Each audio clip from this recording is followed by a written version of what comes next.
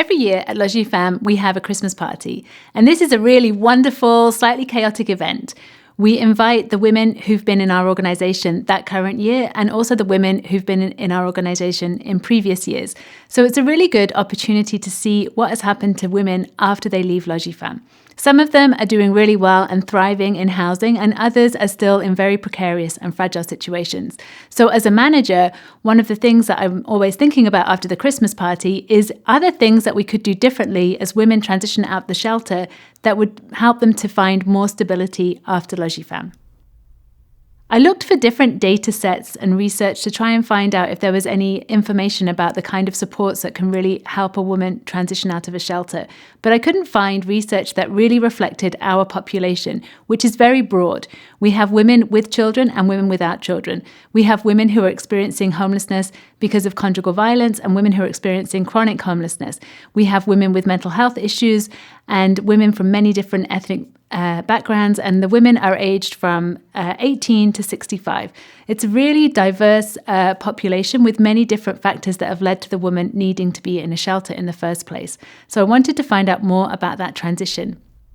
I applied for a grant with the Canadian Observatory on Homelessness to get a free evaluation service. We didn't win that grant, but we did get to have a free consultation with them.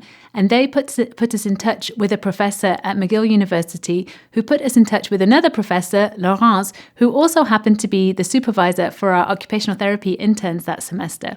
So Laurence and I sat down over coffee and talked about what kind of research project we could do at Logifam that would help us really understand the transition of a woman from a shelter into permanent housing. Laurence and I put together some funding applications to get a research project funded. We were unsuccessful on 2 rounds of funding applications, but the third time we got lucky and we got a year's funding from the Catherine Donnelly Foundation to do a community-based participatory research project on women transitioning from shelter to housing. So as an occupational therapist with experience working in a hospital, on physical medicine units, in inpatient psychiatry, and from time to time in the ER, part of my role is to assess if patients are safe to be discharged home, and if so, what resources are needed. Now, for any individual that ends up in the hospital due to a physical medical challenge, a mental health or substance use issue, difficulties in the social domain, or any combination of these, their admission and stay is often the result when things have gotten especially difficult for them. What I noted working clinically is that the discharge of individuals with no fixed address or without a stable home to return to is often much more difficult and can result in a longer hospital stay, which has its own set of problems. So when I met Laurence through my PhD path, and she knew my interest was in the stream of holistic health and the challenges OTs find in discharge planning, she told me about her research in homelessness and a bit about Logifam, Sally, the idea of the project, and I was sold in terms of becoming involved as a researcher. Now, one of the things I love about this project is it is community-based. And it's action research. What that means is it focuses on engaging the individuals that are affected, and it has an overarching goal of working towards a more socially just and equitable health system. So while there's a whole conceptual model of community-based participatory research, or also called CBPR, what we want to highlight here today is the process. That is, that it includes all stakeholders. Meaning, we give equal value to the voice of all types of knowledge, including lived experience, including frontline workers in the community, as well as managers and researchers. And we really seek to build sustainable partnerships, to be able to transfer the knowledge that we've gathered and build individual and agency capacity. One way to think about this is thinking about not about us without us. So one of the first steps we took for our CBPR project was the creation of a cross-sectoral advisory board to govern this process and the project development. And through our networks, we recruited 8 more members, including 3 Montreal-based resources who work with homeless women with or without children, provide drop-in services, emergency shelter, transitional, and long-term housing.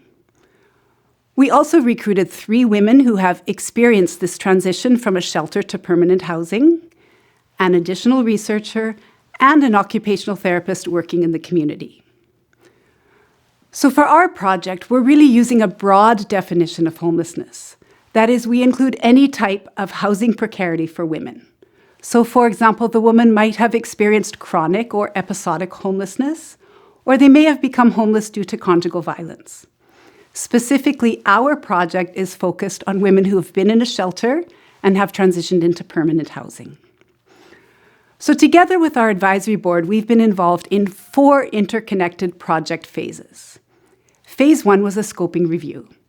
Based on the scientific literature, we looked at what summarizes the outcomes and experience of women who have transitioned out of sheltered living. Phase 2 was photo voice interviews with women who had exited a shelter and moved into an apartment in the last 12 months. Now, during these interviews, the women would talk about their experiences using photos they took to explain what helped or hindered them. Phase 3 was a virtual World Cafe event that brought these preliminary project findings to a broader community for deeper discussion. And Phase 4 is the identification and adoption of actions to go forward with that support women in their housing transition.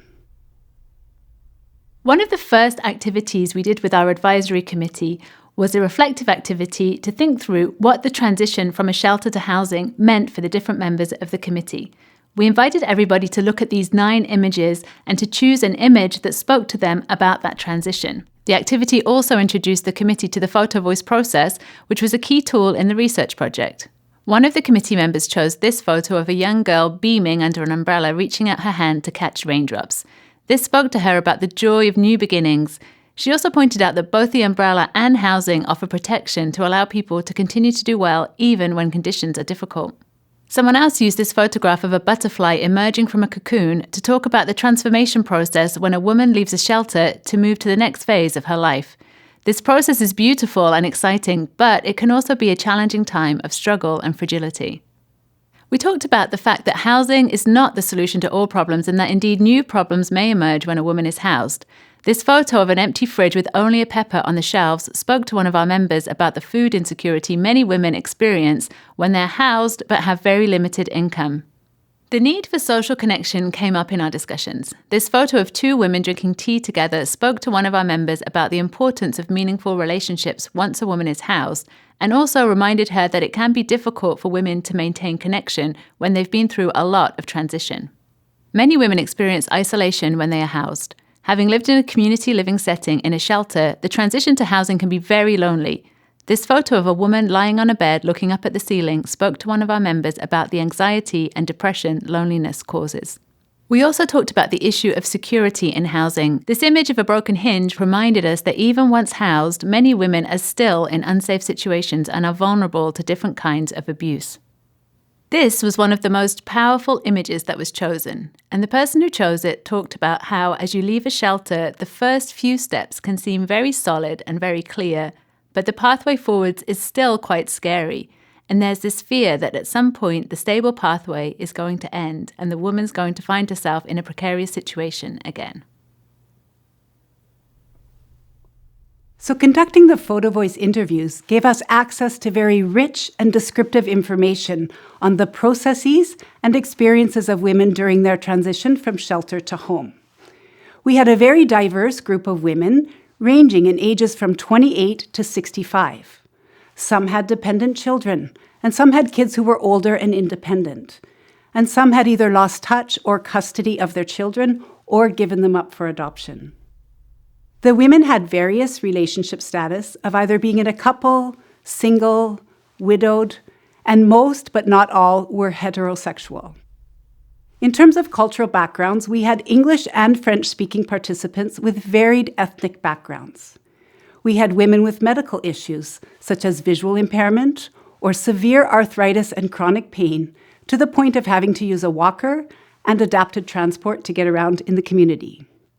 Some of our population also deals with past trauma, mental health issues, and struggle with substance use. So even though the backgrounds were very diverse, what they reported was quite similar in terms of what helped them and what they would recommend for this transition. For example, this woman was speaking about the need for help with practical things when adjusting to a new country, when learning a new language or two, as well as living on one's own with children for the first time.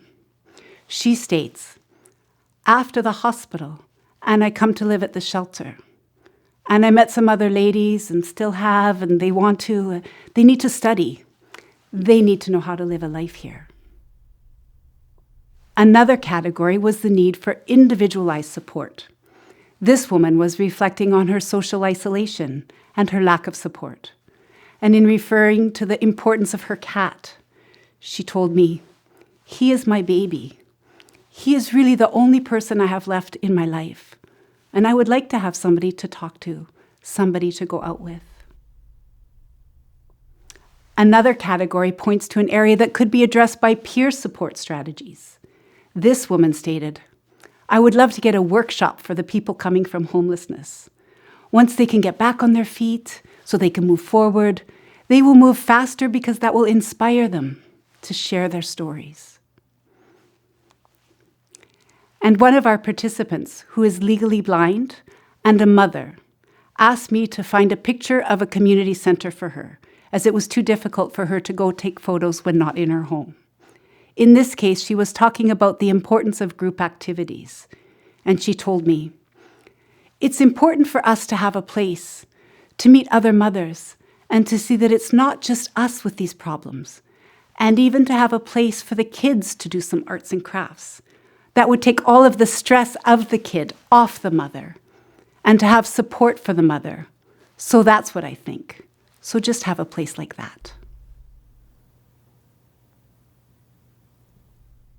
Once we had initial findings from the literature review and from the photo voice interviews, we wanted to take those to a broader audience, so we organised a virtual World Cafe. We had 36 participants representing different key stakeholder groups, so representatives from healthcare and social services, from community organisations, from Montreal-based coalitions, and we had 8 women with lived experience of homelessness, and we also had 8 researchers. During the World Cafe, those participants were split into groups, and each group had participants from a different stakeholder group, so there would be a variety of perspectives for the discussion. The themes that we addressed in the World Cafe were the 4 themes that came out of the photo voice interviews. So we had practical support, peer support, individualized support, and group activities. Each theme was approached by a group using 4 different angles. The first question we asked participants was what already exists in terms of supports in Montreal. The second question was about personal experience and storytelling. The third angle was about the new things that could be done, and the fourth angle was the priorities for action. We used a tool called Miro to build boards virtually on the computer screens. So the facilitators would take one group, they would all approach the theme from one of the angles. The second group would come, see what the first group had done, and then build their ideas on top of that with the second theme, and so on and so on. So we got these huge displays with lots of different angles and perspectives coming from the different participants. After the World Cafe, we held booster sessions with other stakeholders that couldn't participate in the World Cafe, but who we felt really had to have a voice in this project. And then we took the results from the World Cafe and from those booster sessions back to the advisory board, and we started to build logic models. For the logic models, we started off thinking about which activities could be done for each of the key themes. Then we talked about the inputs that would be required to do those activities, the outputs that the activities would create, and lastly, but most importantly, we looked at the results. So what were we really trying to achieve by that activity? So we built these complex logic models, and it was a similar process to the World Cafe, where the advisory board started building the logic models. Then we took them to representatives who'd been at the World Cafe to build in more information. And then Carla, Laurence, and myself finalized the boards. And while we were doing that, we also identified risks and obstacles to the activities being successful. We had a lot of ideas for activities that came out, and it would have been really fun to be able to do all of them, but we needed to prioritize because we didn't have time and funding to be able to implement everything immediately. So first of all, we started to think about, of all the activities generated, which ones would have the greatest impact in terms of helping women to achieve stability after a shelter stay. Then we talked through which would be the most difficult to implement, either because they would take time to set up or because they would require significant funding, or maybe resources that are scarce in a community sector. We eliminated the activities that would have low impact and decided to focus initially on the activities that would be relatively easy to implement but that would have high impact. And we scheduled for future priorities the activities that would take more resources to implement but would also have a high impact. So the first two priorities for action that were identified were a relocation guide and a needs assessment tool. The relocation guide is designed to be a tool that is owned by the woman leaving the shelter. And it's basically like an interactive workbook that she would use to help her think through all the different phases of her move.